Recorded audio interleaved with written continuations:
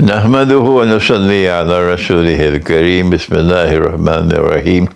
We greet you from my daughter's home in Sheffield, in Britain, on what could be the last day of the month of Safar. We have just about 2 hours left for Salatul Maghrib, and then we know whether or not this is the end of Safar.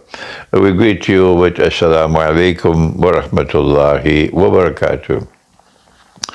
And seldom do we have good news to share with you.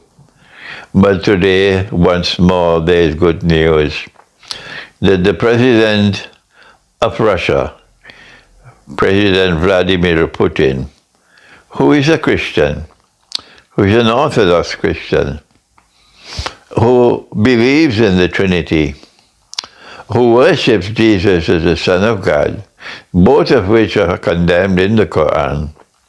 This president visited Chechnya recently and was presented with a copy of the Quran. And President Putin kissed the Quran in public. Would you say of such a man he's a kafir unless you're an idiot? Unless you're a total idiot?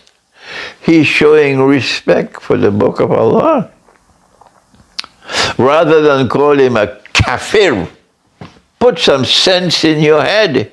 The man is showing respect for the Quran. And when the head of state in Russia kisses the Quran in public, it indicates that the whole of Russia tomorrow will show respect for the Quran. The whole of Russia. Don't you have any sense in your head with your Putin this and Putin that and Assad this and Assad that? You're a waste of time. It's time for people to push you away. Go and leave us alone with your nonsense.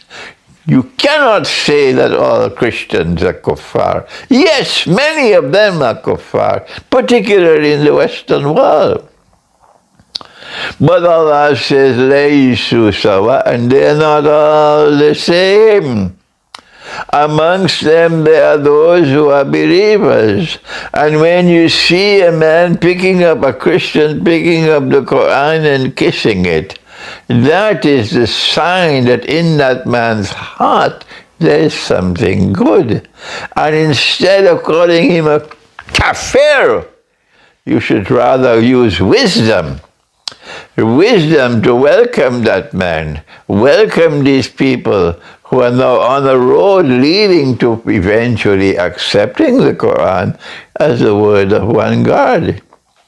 When they accept the Quran as the word of God, they'll be like the Christian king of Abyssinia, who our prophet performed the Salatul Janazah for him when he died, even though he worshipped Jesus as the Son of God, and it is kufr and it is shirk in the Quran. It is kufr, it is shirk in the Quran. It is kufr, it is shirk in the Quran. Yet our Prophet performed the Salatul Janazah for him. Because if you accept the Quran as the word of God, you are not a kafir anymore.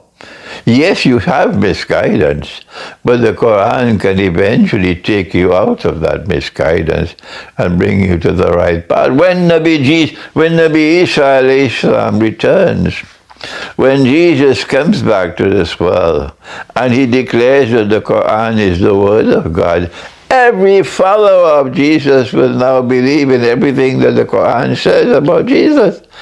Every single one of them. Are you waiting for that day to happen? Or will you join with me? Let us go to these Christians, not with a dagger in our hand, these are kuffar. No, with wisdom, and take the Quran to them and eventually get them to accept the Quran as the word of God.